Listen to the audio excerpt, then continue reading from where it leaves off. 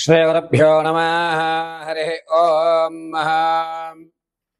ఈశానా సర్వవిద్యానామీశ్వర సర్వభూతానాం బ్రహ్మాధిపతి బ్రహ్మణోధిపతి బ్రహ్మ శివో మే అస్తు సదా శివోం. జగతం పితరం వందే పార్వతీ పరమేశ్వరం. శ్రీగురుభ్యో నమః. హరి ఓం.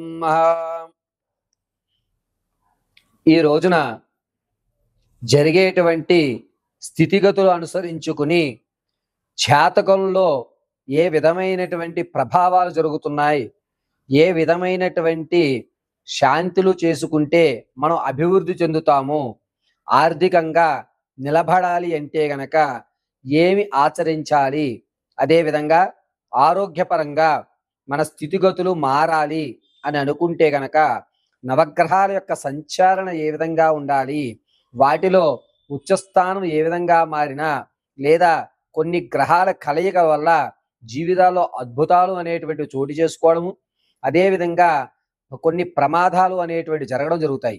ఇటువంటి విషయాల్ని మనం తెలుసుకుని పరిహారాలను తెలుసుకుని వాటి గండాల నుంచి పక్కకు దూరడం, వచ్చేటువంటి అవకాశాన్ని చేదిక్కించుకోవడం వంటి కార్యక్రమాలు చేస్తూ ఉన్నతమైనటువంటి స్థితిగతులు పొందుతూ అనుకున్న ప్రతి కార్యక్రమం దిగ్విజయమయ్యేలాగా మార్చుకోవడానికి హిందూ ధర్మయుక్తంలో తెలిసినటువంటి ఒకే ఒక్క ఆయుధము పంచాంగము.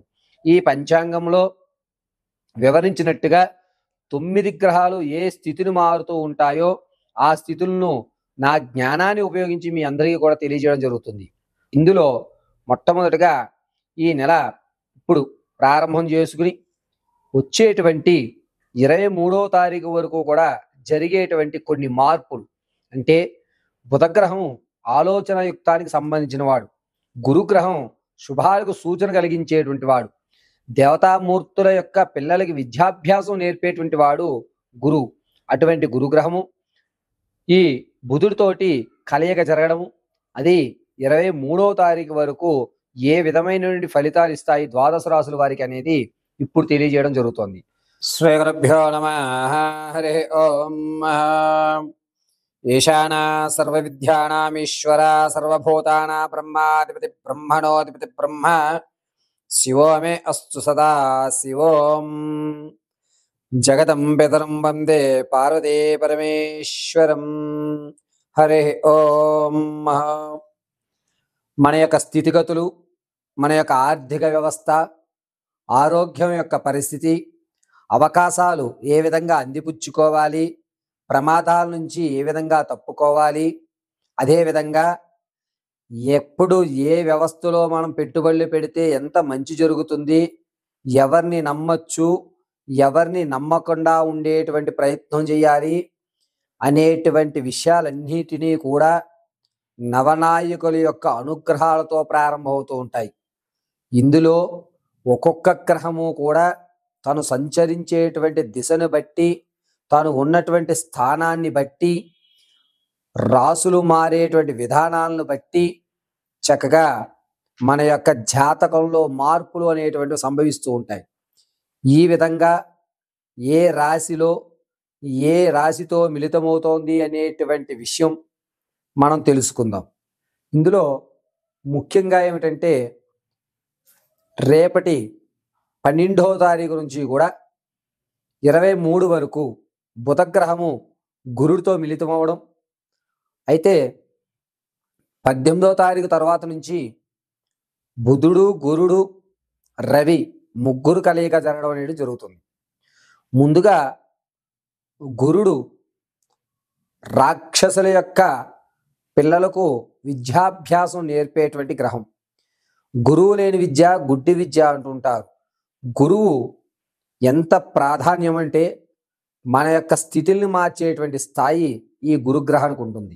అంత విశిష్టమైన గురుడు ఆలోచనకి మూలమైనటువంటి బుధగ్రహంతో కలయిక అనేటువంటి జరుగుతూ ఈ నెల 23 వరకు కూడా జరిగేటువంటి ఫలితాలు ఏమిటి, ద్వాదశ రాశుల వారికి ఈ గురుడు బుధుడు మిళితంలో ఉండడం వల్ల ఏ విధమైనటువంటి ఇబ్బందులు కానీ, ఏ విధంగా ఆర్థికంగా నిలబడడం అనేటువంటి జరుగుతాయి అనే విషయాన్ని కూలంకషంగా మనం తెలుసుకుంటాం.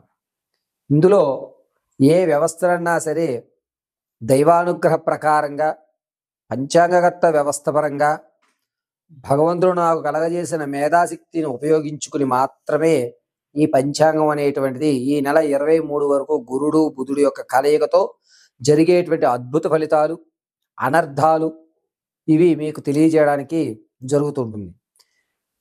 దీని తదనంతరం ఎపిసోడ్లో మీకు బుధుడు, గురుడు, అదేవిధంగా రవి ఈ 3 స్థానాలు కలయిక అనేటువంటిది వచ్చే నెల అంటే జూలై 26 వరకు ఈ ముగ్గురు జలచర రాశుల్లో స్థిరత్వంగా ఉంటారు. అప్పుడు జరిగేటువంటి ఫలితాలు ఏమనేది నెక్స్ట్ ఎపిసోడ్లో మీకు ఇవ్వడం జరుగుతుంది. ముందుగా గురుడు బుధుడు కలయిక ఏ విధంగా ఉంటుంది ద్వాదశ రాశుల వారికి అనేది తెలుసుకుందాం. మిథున రాశి వారికి ఈ 13వ తారీఖు నుంచి 26వ తారీఖు వరకు కూడా బుధుడు గురుడు కలయిక ఉండడం వల్ల ఇంతకు ముందు మీరు ఏదైతే చేజార్చుకున్న వస్తువులు, బంగారు వస్తువులు కానీ లేకపోతే ఇంతకు ముందు మీరు మర్చిపోయినటువంటి ఒక విలువైనటువంటి ఆస్తి కాగితాలు కానీ మీరు అది అందుకునేటువంటి అవకాశం ఎక్కువగా కనబడుతోంది. అంతేకాకుండా మిథున రాశి వారికి ఈ నెల 19వ తారీఖు తర్వాత అనూహ్యంగా ఒక మంచి అవకాశం అంటే రావాల్సినటువంటి రంగంలో రాకపోకుండా బాధపడుతున్న వారికి మళ్ళా తిరిగి ఒక మంచి అవకాశం అనేటువంటిది ఏర్పడుతూ ఉంటుంది. అంతేకాకుండా విద్యార్థులు ఎవరైతే ఉన్నారో వీరికి కొంచెం కష్టకాలంగా నడుస్తూ ఉంటుంది. మీ మేధస్సుకి మీ యొక్క శ్రమ ఇంకాస్త పెంచుకునేటువంటి అవకాశం ఏర్పరచుకోవాలి. అయితే రాజకీయ నాయకులు ఎవరైతే ఉంటారో వారికి అద్భుతమైనటువంటి ఫలితం ఏర్పడుతుంది.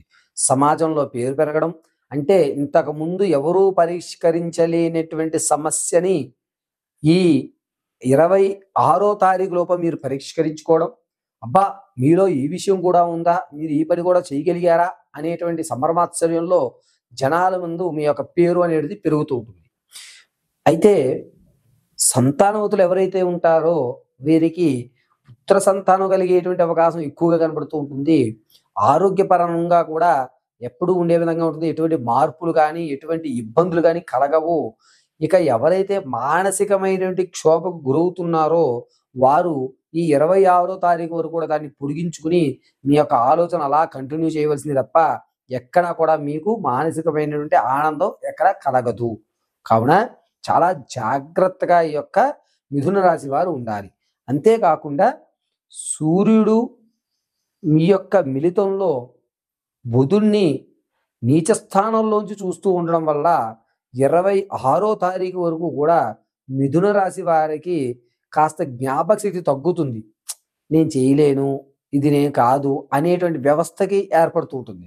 ఎప్పటికప్పుడు మీలో పాజిటివ్ని మీరు మాత్రమే గ్రహించుకుని నేను ఏదైనా చేయగలుగుతానని 1కి 10 సార్లు అనుకోవాల్సిన వ్యవస్థ ఏర్పడుతూ ఉంటుంది. అంతేకాకుండా ఎవరైతే కళారంగాల్లో ఉంటారో వారికి, సాహిత్య రంగంలో ఉన్న వారికి కూడా ఒక మంచి అవకాశం దారి అయితే కనబడేటువంటి వ్యవస్థ 22 నుంచి 26 మధ్యలో జరిగేటువంటి విధంగా ఉంటుంది. అంతేకాకుండా ఎవరైతే మీ యొక్క స్థితిని చూసి హేళన చేశారో వారి నోటికి తాళం వేసేటువంటి అవకాశం 23వ తారీఖున బుధుడిలో గురుడు మంచి స్థితిస్థానంలో చూడడం వల్ల మీకు అత్యంత అద్భుతమైన ఫలితాలు కనబడుతూ ఉంటాయి. అంతేకాకుండా ఈ యొక్క మిథున రాశిలో ఉన్నటువంటి వారు ఎవరన్నా సరే రియల్ ఎస్టేట్లో ఉన్న వారికి కాస్త ఊరట కలిగి ఇంతకుముందు మీరేదైతే సేల్ చేయలేకపోతారో అది సేల్ చేయడము, మీ స్థాయి మారడము అనేటువంటిది ఖచ్చితంగా ఏర్పడుతూ ఉంటుంది. ఇక ఈ యొక్క మిథున రాశి వారికి ఉన్నతమైన ఫలితాలు ఏర్పడడానికి ప్రతి నిత్యము కూడా లలితాపారాయణ చేయడం అత్యంత శ్రేయస్కరం. అంతేకాకుండా ఈ మిథున రాశి వారు మంచి ఆలోచనాయుక్తంతో ఉండడము, మీ మాట ఎప్పుడైతే పెరిగిందో, సమాజంలో గౌరవం ఎప్పుడైతే పెరిగిందో, అమ్మా నేను కూడా ఎదగగలను, నాకు కొన్ని విషయాలు తెలుసు అని మీ మీద మీకు కాన్ఫిడెన్స్ లెవెల్ అనేటువంటివి పెరిగేటువంటి అవకాశం 24వ తారీఖున ఏర్పడుతూ ఉంటుంది. అంతేకాకుండా ఈ రాశి వారు ఆరోగ్య సమస్య ఇంతకు ముందు ఏదైతే ఉందో దాన్నే కొనసాగింపు చేస్తూ ఉంటారు కాబట్టి చక్కగా నిత్యము కూడా ఈశ్వరారాధన చేయడం చెప్పదగ్గ సూచన.